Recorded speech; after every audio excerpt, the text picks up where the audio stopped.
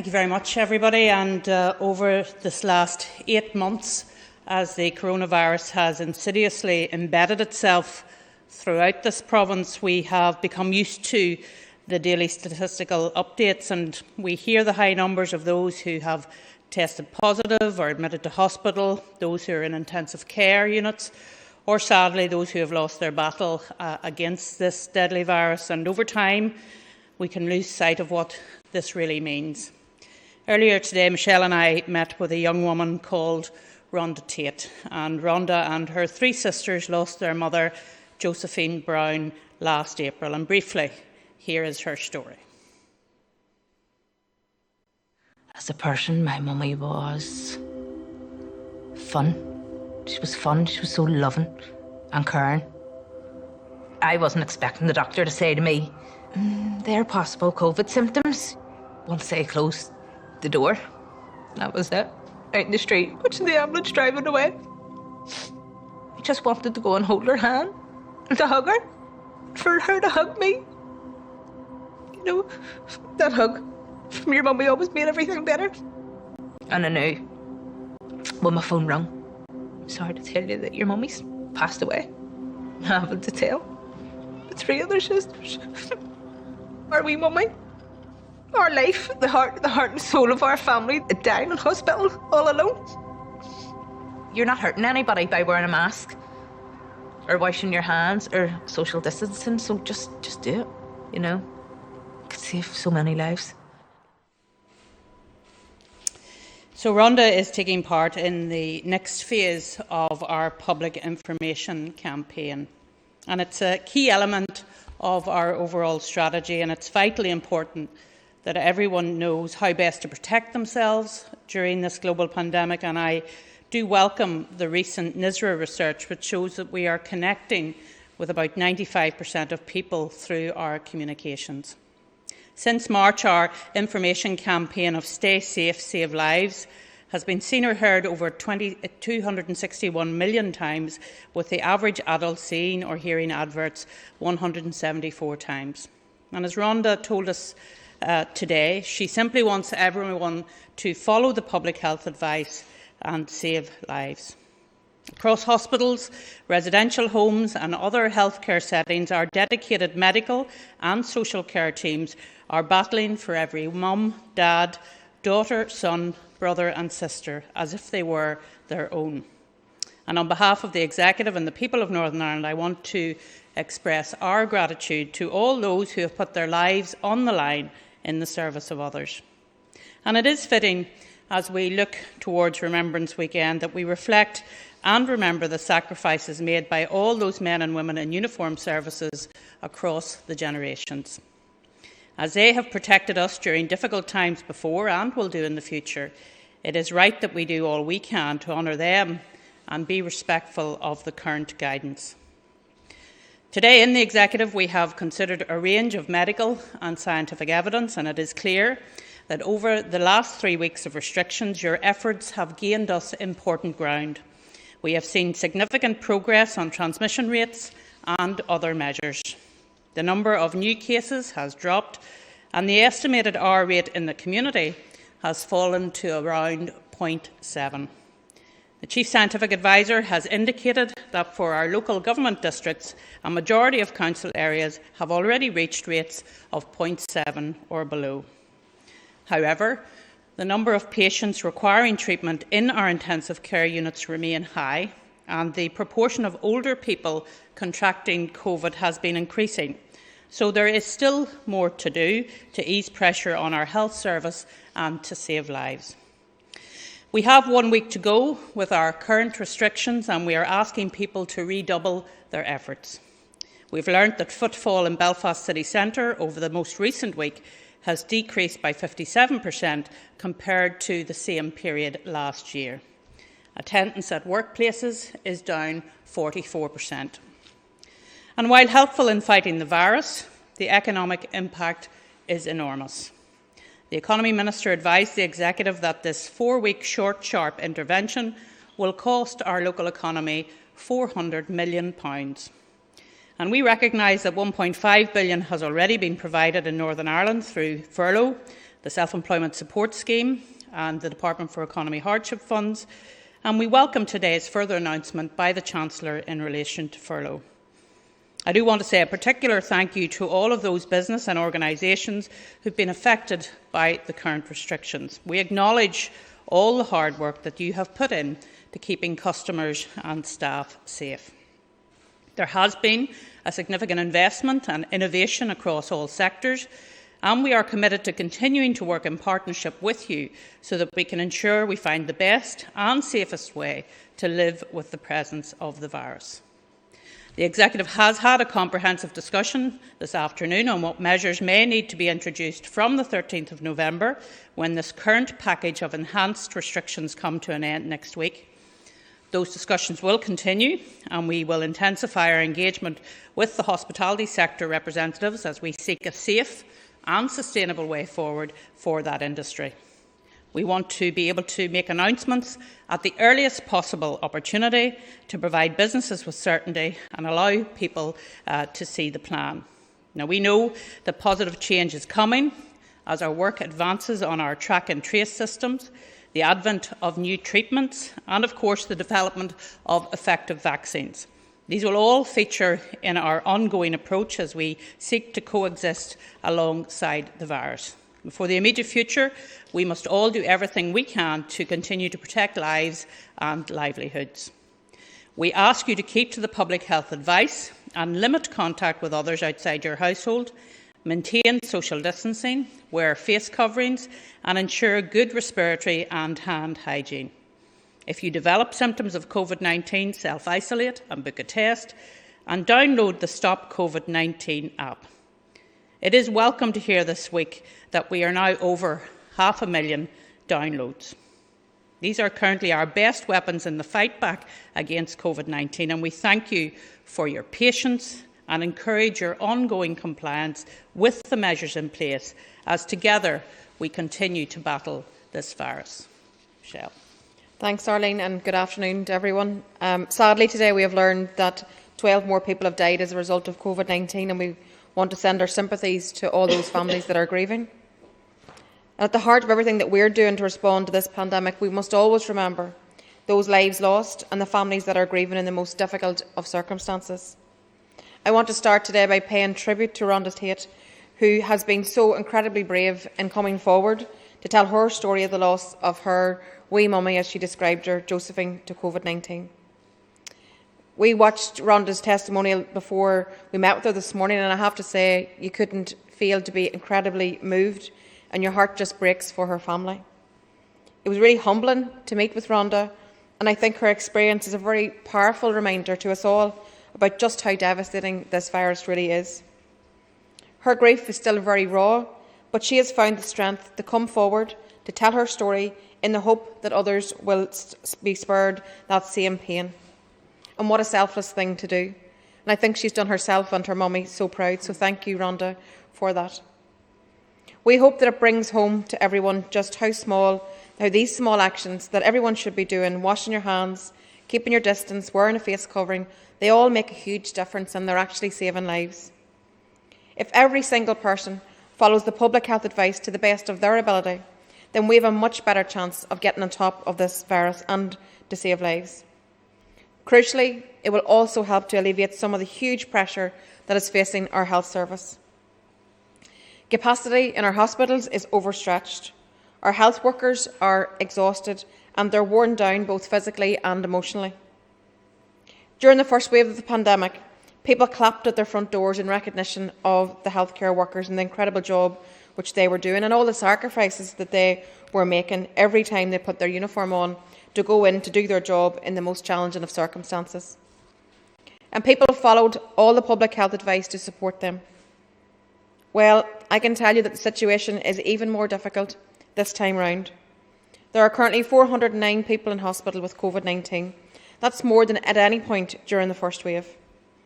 There are significant levels of staff absences across the system through illness and also because of self-isolation. And we're also in the mouth of the normal winter pressures. This situation is simply not sustainable. But we are deeply grateful that our healthcare workers are for what they are doing, but they need much more than our gratitude. They need our help. It's up to each and every one of us to reduce the extreme pressure that they are under by doing everything we can to stop the spread of COVID-19. What happens next is up to us. If we all work together, we can create some breathing space for them. We are in the middle of a 4-week period of emergency measures to suppress infection rates. And thanks to people getting behind that effort, we have made some progress. The restrictions have been effective in reducing the daily number of cases, and that R rate has fallen. However, this will require a sustained effort from each and every one of us, and we simply can't return to normal. The infection rate won't stay at a low enough level unless we work very hard to keep it there. We've seen how quickly the virus can resurge, and our objective is to keep the transmission rate as low as possible for as long as possible. We appeal to everyone to be patient, to work with us in the weeks and the months ahead. We have been working closely with the hospitality, retail and business sectors, as well as civic and faith leaders, and we want to speak directly to you. This will take all of us coming together. One of the other most beneficial lines of defence is to have an effective test, trace and protect system in place, bolstered by rapid testing so that cases can be identified sooner. Advances in our testing and tracing system will be vital in helping our society to function as safely and as fully as normal. And we'll also need financial support for those impacted. Self-isolation has proven to be a powerful force in controlling the transmission of the virus. So we must continue to ensure that financial and practical support is in place to allow people to self-isolate. COVID-19 has brought about an unprecedented public health emergency, and with that, an unprecedented level of need. Families, businesses and workers need certainty, and they need protection. Workers in low-income families continue to be disproportionately affected by the economic impact of this pandemic. Proper financial and non-financial supports need to be in place to shield them from the worst of its effects. This is vitally important at this time of year when many families will be facing additional costs, especially as Christmas approaches. There needs to be no delay in financial support getting to small businesses and those that are self-employed, or hairdressers, or beauticians, beauty therapists, and I've raised this with the Department of the Economy.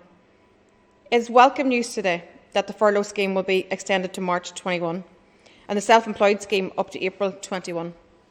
We have been calling on the British Government to extend these schemes for quite some time so that jobs can be protected. I am pleased to say that we have finally now reached this point and we can give some people that much needed certainty during these hard times. So while we are in no doubt we're in for a difficult few months, there is also some room for hope. Let's keep our sights on the springtime, when we're hopeful that we're going to have an effective vaccine. And until then, let's all listen to Rhonda Tate and recognise that each of us has the power to stop the spread. Let's take this one day at a time. Let's do everything that we can to keep the virus in check. Let's save lives and let's protect our health service. Thank you. Good afternoon, Ministers. Tracy McGee, UTV Live. Given the fact, as I understand it, that the health paper recommends that the current restrictions stay in place for another 2 weeks, and as you said, the hospitals are now over capacity, and the fact that the Chancellor has announced the furlough will be extended and an extra £400 million will come to Northern Ireland, why are you unable to make a decision today? Well, the paper wasn't on for decision today, so whoever leaked the paper didn't leak that part of the paper, that it was only up for discussion today. And of course, the paper from the Health Department will only give, as is right and proper, the view from the Health Department. And of course, as I've said before, Tracy, to you, as First and Deputy First Minister, we have to look right across the piece as to the impacts on society here in Northern Ireland. Of course, we have to look at the health impacts. We also have to look at the economic impacts, at the impacts on society, on the impacts of mental health, on the impacts of family life. So we're considering all of that at the moment as an executive.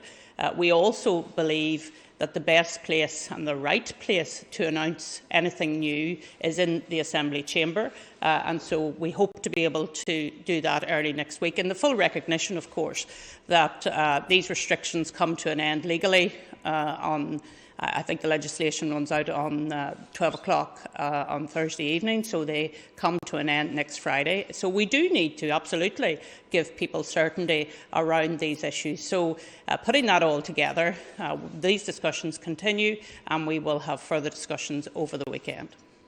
It's clearly a very complex situation that we're dealing with, and we can't look at anything in isolation. We have to look at everything in the round, which is why we spent a considerable period of time again today talking our way through these things. But we want to work with the sector to continue to do that over the course of the next number of days. But we're also, very upfront in saying it's not ideal, because we know that they need that certainty in order to be able to plan for what comes next. So we will work with them over the course of the next number of days, but we hope to be able to make an announcement at the start of the week. And as Arlene said, we want to be able to do that, give the Assembly its place also. But isn't the decision largely made for you, in the sense that the hospitals are over capacity? Yes, as you say, the R number is coming down. But the economic argument, the sting has been taken out of it by what's been announced by the Chancellor today. And businesses need certainty now. I mean, they need a lead-in time if they are to be back in business for Friday morning. I mean, surely, what more needs to be discussed? I mean, is there disagreement here? There's no disagreement, Tracy, and I think if you were to ask businesses that furlough was the only thing that they needed to exist and to do well, I think they would absolutely disagree with you on that. I think furlough is a great help and has always been a great help right from the beginning of this pandemic, but it's not the only thing that businesses need, and certainly not in the busiest period normally for the hospitality sector, where I understand that they make most of their profits, and that takes them through the quiet time that normally occurs in January, February, March time. So I think it's a very simplified question to say to us, you're getting furlough, what's the problem? Also, we are pleased, of course, to see where the R number is in the community. We accept that it is slightly higher in the hospital setting. Therefore, there's always a lag in relation to these issues, as you know. So a couple of weeks ago, the R was above 1. Transmission was happening above 1 in society. And as a result of that, we've seen hospitalisations, and then we see people going into ICU. So this all happens sequentially.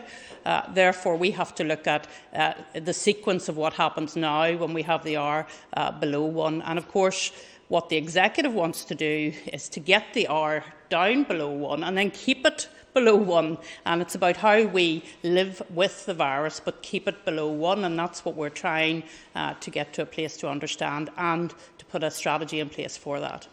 I think what's also very clear from all the discussions that we've had is that there needs to be more conversation between the Department of Health and also the hospitality sector, and that's something that I think that needs to happen as a matter of urgency over the course of the next number of days, and then we will come back to this at the Executive at the start of the week and allow us to be able to make an announcement well in advance of Friday's or Thursday night at 12 o'clock date, whenever those current restrictions come in or fall off. So I think it's not ideal. I think we can say that it's not ideal. We want to get to the point where we can be definitive, but there's clearly more work that the Department of Health needs to take forward with the hospitality sector, which is a very varied sector in itself. You have everything from a coffee shop that would really help the high street, or you have everything till a nightclub and everything in between.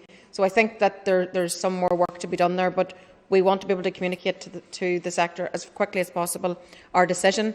But it's not an issue of not being able to agree. We weren't asked today in the discussion. It was more, let's bottom all this out, and then we'll hopefully be able to arrive at an agreed position on Monday. Afternoon, Ministers.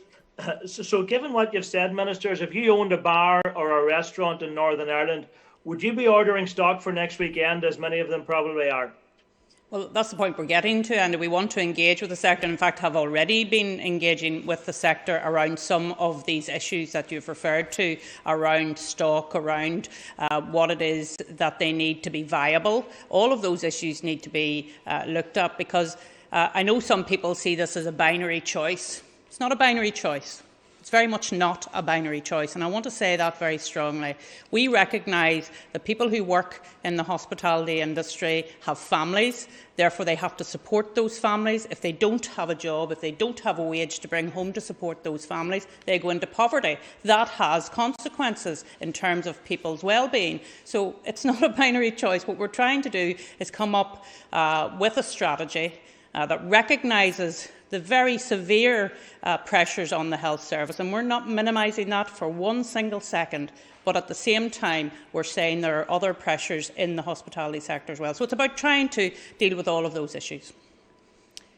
Yeah, I mean, I don't really think there's much more to add to that end. I think that we understand the position that the sector are in, wondering what comes next. This is very complex and we're trying to work our way through the detail, but I think what's absent from conversation with the sector is the fact that there hasn't been a strong enough engagement between the Department of Health and themselves around what is possible and what is not possible. So I think that work needs to happen now over the course or continue. There's been a number of meetings this week and it will continue over the next number of days. But we want to be able to give the sector certainty at the start of the week, and we commit to giving the sector certainty at the start of the week. And just a second question, given the level of uncertainty that's out there and the fact that so many people look to our politicians to provide leadership, do you think it was irresponsible for the DUP MP Sammy Wilson to launch a personal attack on the head of the BMA in Northern Ireland and to describe him as being irresponsible for what he said about the lockdown? Look, I think, and to be open and frank with you, I think everyone needs to reflect on their language. I mean, I'm not sure acts of vandalism and those sorts of phrases are appropriate either.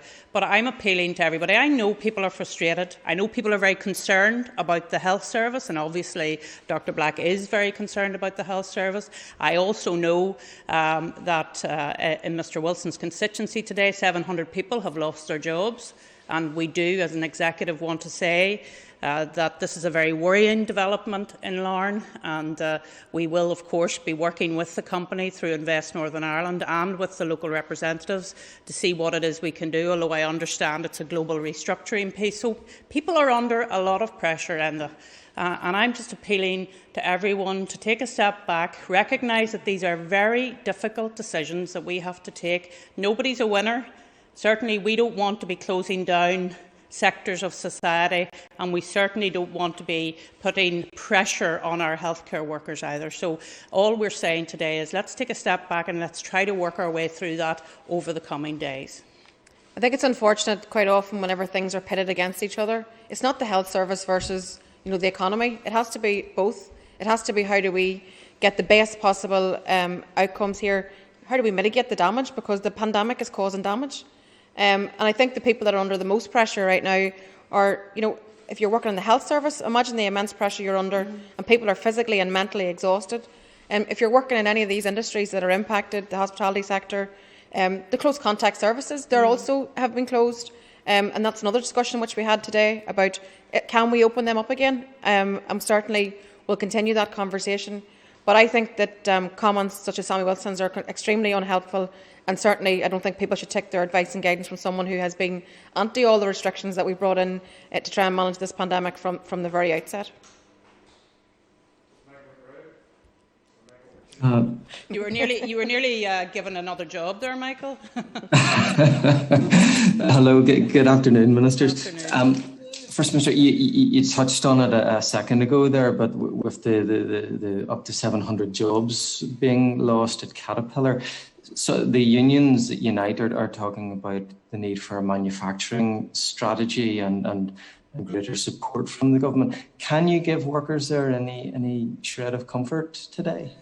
Well, look, an announcement of the scale of 700 people being told that they're not going to have a job is devastating for their individual families and indeed for the area of East Antrim where I assume most of these people live, because obviously that's taking the salaries out of those people's homes and out of the economy in that area. So we will absolutely have to look to see what it is we can do to help. But I do think, Michael, this is a global restructuring. Caterpillar have always been a very good company to work with. We'll continue to work with Caterpillar.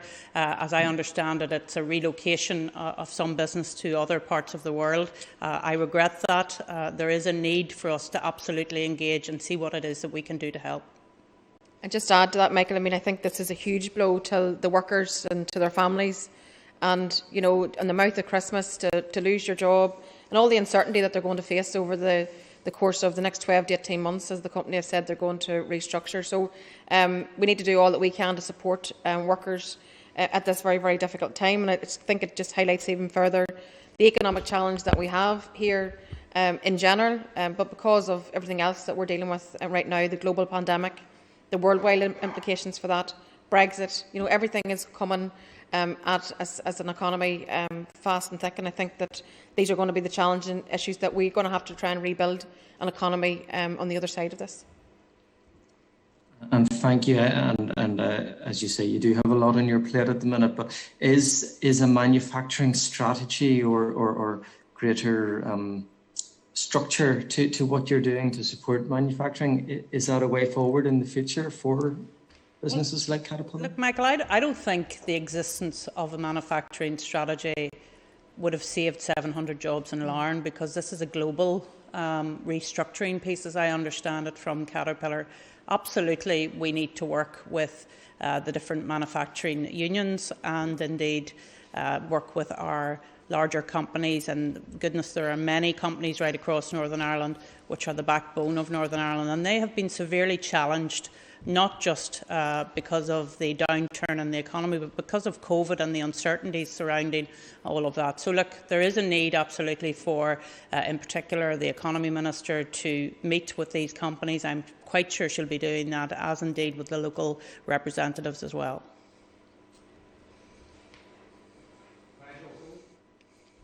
Good afternoon, Ministers. Nigel Gould, Downtown Radio and Cool FM. So a two-part question, if I may. Can I ask first if it's still executive policy as published in May that COVID restrictions will only be relaxed when there is a reasonable prospect of R remaining below 1? And I'd also like to ask for your views on the comments Dr. McBride made in an interview with Downtown and Cool, in which he clearly says it won't be possible for the R number to come down if both schools and the hospitality sector are open at the same time. Presumably, if you're still being guided by the science, then it's inevitable, surely, that the circuit breaker will be extended. And I appreciate that's not what you were discussing today, but is there actually another alternative to this? I believe there is, Nigel, yes. I absolutely understand that we said that we wanted to get the R down below 1. That was the whole point of the limited intervention that we announced back at the beginning of October. Pleased to say that that is working, and currently R is about 0.7 at present. What we need to do now is to have a system in place where R remains below 1, and so that means that the transmission levels will come down, the hospitalisations will then start to decline, and the ICU admissions, and then laterally the deaths will start to decline as well. So it is so important that we continue to keep the pressure on the R number, and that's what the Executive is focused on. I think, the comments from the Chief Medical Officer on your show weren't new comments. There's things that he has said previously. It was very clear whenever we moved for the intervention for 4 weeks that in order to get the R rate down, schools and hospitality together would bring it down by 0.5. So that was significant in terms of something that we could do in terms of an intervention. But we want to find other ways, because we don't want eternal circuit breakers. But we have an immediate problem in the here and now which we have to respond to.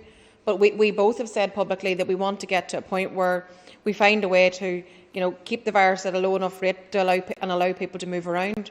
So the question then is, how do you do that? And the exit strategy that we're discussing and talking about has to very much focus on also the test, trace and isolate system. So how do we find more cases of COVID? How do we allow support people to be able to isolate? How do we make sure we speedily bring on the rapid testing and better ways of testing, better ways of contact tracing? These are all component parts of an exit strategy and learning to live alongside this virus, because until we have the vaccine, we're clearly going to have to find a way to live with it. So our objective is to try to get this down as low as we can, maintain it there as low as we can, bring on all these other advances around tests and contact tracing and support for people to be able to isolate. Then that puts us in a very different position, and we believe we can get to that position early in the new year. If I could just come back just with something you both said there, I'm thinking of, it's clear that this is actually working at the moment because the R number is down. I appreciate it's not down in the hospital sector, but if it is working, that is it risky to be looking at something else right now if this particular form of lockdown is working? Nigel, it's a trade-off. What you're asking people to do is to give up their livelihoods. If you're in the hospitality sector or the close contact sector, you're asking people to stop working. It is a trade-off in terms of people's liberties, and we don't take any of this lightly. I mean, we've always said we will only keep restrictions in place that are proportionate, that are imbalanced and that are necessary. And certainly the plan was to have this intervention to bring R down below 1 and then try and find a way, as Michelle has said, through other initiatives such as the test, trace and isolate strategy, making it even more effective than it is at the moment, to use the app to get that out there as well. The vaccine hopefully is coming in the new year as well. So there are many things, and of course the treatments that we have now in hospital are better than they were at the beginning of this pandemic. A lot of people are staying longer in hospital. That, of course, has an impact on the number of hospitalisations, but they're staying longer in hospital because they're recovering, and we very much welcome that is the case. So things are changing, things are evolving, but we need to keep the R below 1, and we are focused on doing that.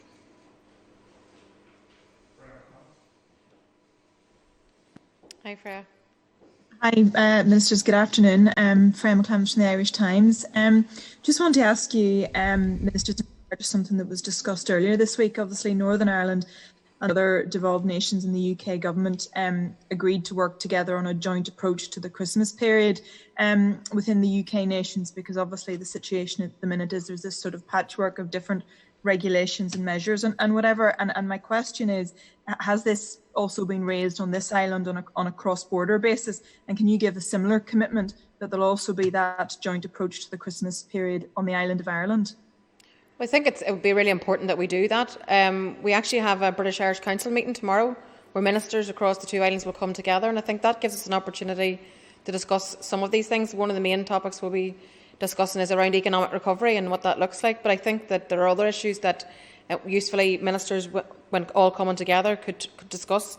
Travel, for example, and I think then the issue that you've raised around the advice at Christmas time.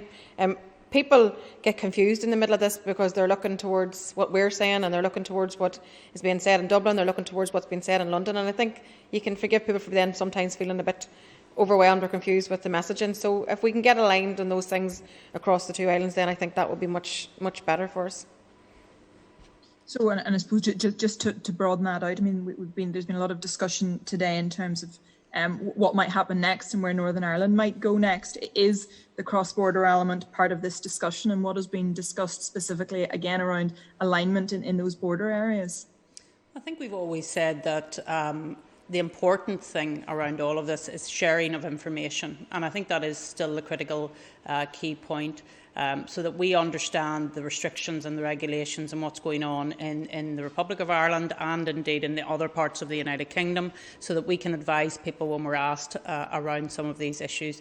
I think there is an acknowledgement, Freya, that different jurisdictions will do different things at different times, but I think the important piece around it all is that we continue to have those conversations where we can share information and explain the differences so that people know why the decisions have been taken and so that we can move forward together in a way that recognises, of course, the different jurisdictions, but recognises also the close proximity of our different nations.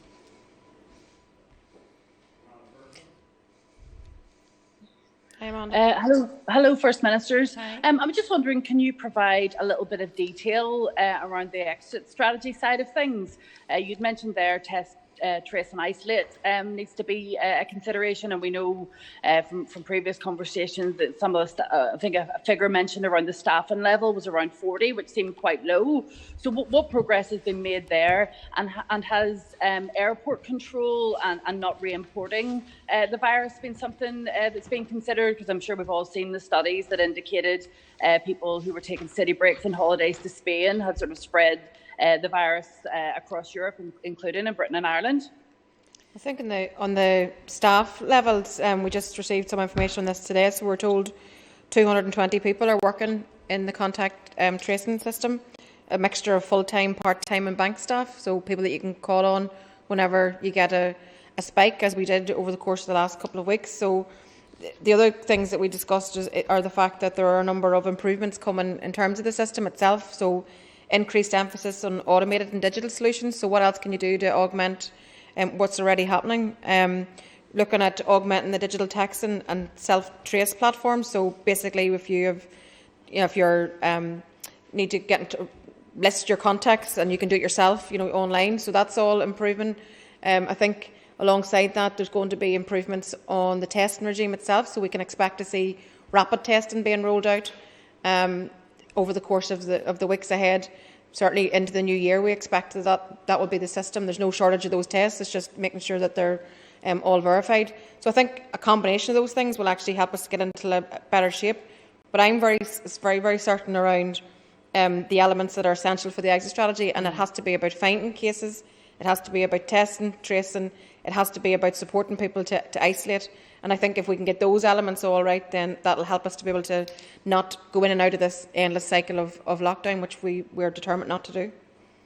Yeah, and I think that's right. I mean, in terms of our exit strategy, Amanda, the test, trace, isolate, support system is critical to that, because it allows us to look back and see where the virus came from, and then if we need to take action in relation to any clusters that are there. But also, as Michelle has said, we're moving to a digital-first platform, and it is good to see that our app is now seen as one of the exemplar apps, actually, and we're very pleased about that. It's interoperable with the Republic of Ireland, with Scotland, not yet with England and Wales, but we understand that that's coming very soon, and that means that no matter where you are in the British Isles, then that you are able to keep your app on and be alert to what's going on. So, look, there's much to do. We recognise that, but very much it's part of the strategy, actually probably one of the cornerstones of the exit strategy. Okay, and my second question was around churches. We know that the guidance from Stormont had been for people to wear face coverings when they were entering and exiting churches, and we know that some of the churches have taken it upon themselves to make it compulsory for face coverings throughout all of the services. But I'm sure you'll both be aware about a number of cases linked to a church in Ballymoney in the last week, and I'm just wondering, is one of the discussions within the executive around what happens next with churches, and should perhaps all services be moving online at the moment? No, I absolutely commend those churches where there have been some cases develop within the churches, because as far as I can see, they immediately go into an online situation, those particular churches, and I think that is a very good example of some of the engagement that we've been involved in. So if there is a problem, that they take action and deal with that problem. I have to say the work that we've been doing with our churches has been looked upon by other parts of these islands, and I think people have been watching very carefully how we've been engaging with our churches, and I think it has worked well. So whilst we do have regulations around the wearing of masks, and actually in some denominations, you're absolutely right, the mask in my denomination, the mask is worn all the time during the service, but the regulations say it has to be worn a bit like in restaurants, you wear the mask to the place where you're going to be seated, and then when you're leaving again, you wear it again. And we think that is a good way to deal with all of these issues. Yeah, I think just to add to that, I mean, the improvements in contact tracing, if you're going to take it back 7 days, it starts to give us a better picture of actually where the cases are coming from. And then whether it be churches or any other setting, then we're able to actually gather evidence and then you can respond accordingly. So I think those improvements will help us also to understand where clusters are developing. Thank you. I forgot my glasses. I just started.